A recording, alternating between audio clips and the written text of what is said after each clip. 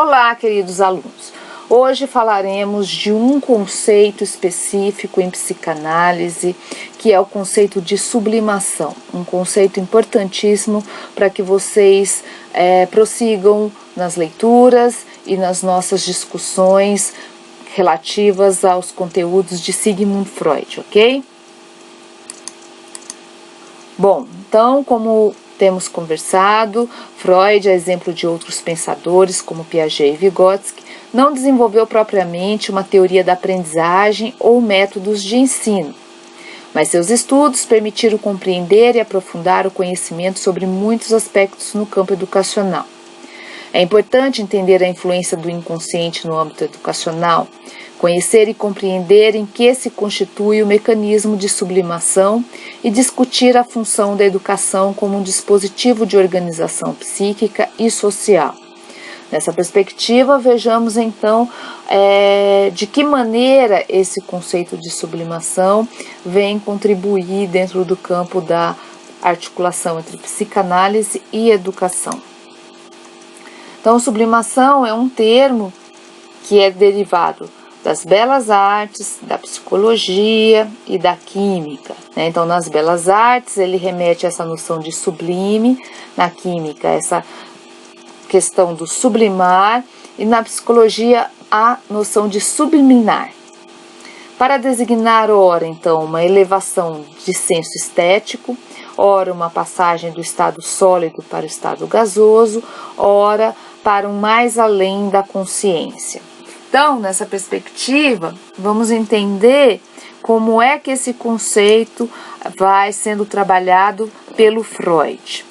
Então, Elisabeth Roudinesco, que é psicanalista e também se deteve sobre os estudos freudianos, vai nos demarcar que Freud conceituou o termo em 1905.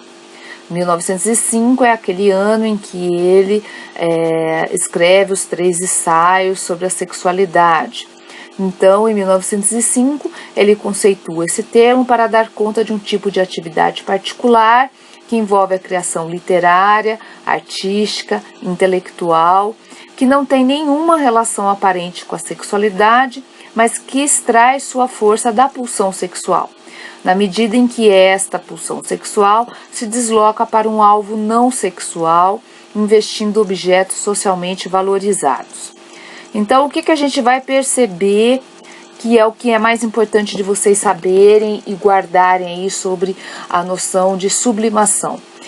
Nós falaremos dentro do desenvolvimento infantil da criança, que a criança ela vai passando por etapas do seu desenvolvimento psicossexual, fase oral, anal, fálica, como já vimos acompanhando. E perceberemos então que lá por volta da fase fálica, 4, 5 anos de idade, a criança começará a endereçar ao adulto uma série de questões, uma série de perguntas que tem como objetivo, na verdade, tentar responder a 2 grandes dilemas, né? De onde viemos e para onde vamos.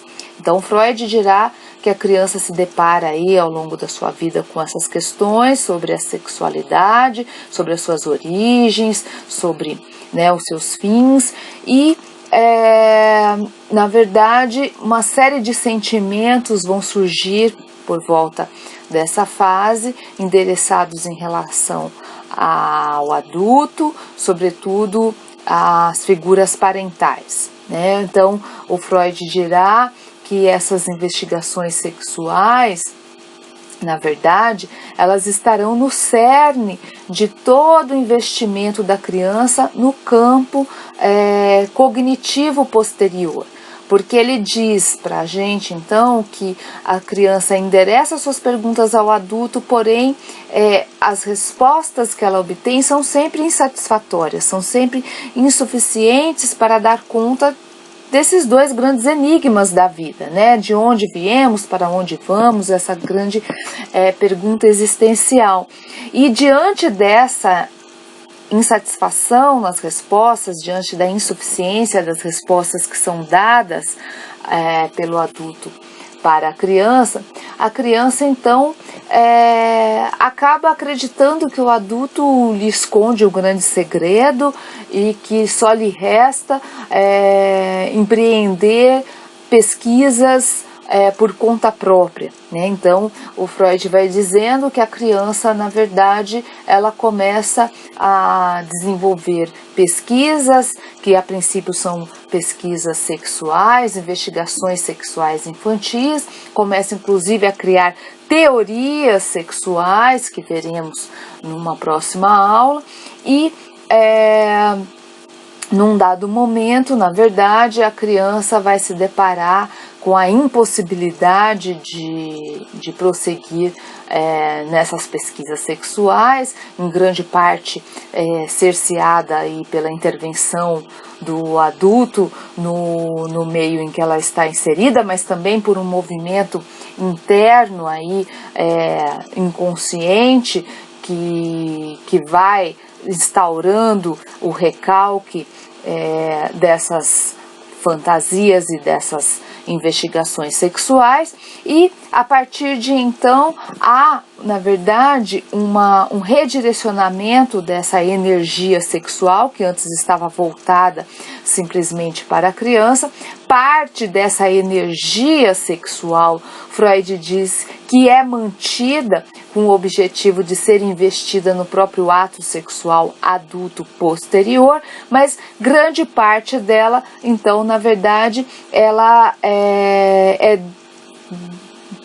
perde, né, esse seu caráter sexual, passando a ser investida em objetos que seriam esses objetos socialmente valorizados, ou seja, a criança deixa de perguntar sobre como nascem os bebês, por exemplo, para perguntar sobre como nascem os animais, como se desenvolve a borboleta, como se desenvolve os peixes, passa, na verdade, a querer saber sobre conteúdos que são aceitos socialmente, que são discutidos, debatidos. Então, nessa perspectiva, o ato da sublimação, o mecanismo de sublimação, contribuiria, inclusive, para o campo da educação, uma vez que colocaria essa criança a se perguntar sobre como se faz ciência, como se pesquisa, né, sobre a história, não só mais a sua história, mas a história da humanidade, não só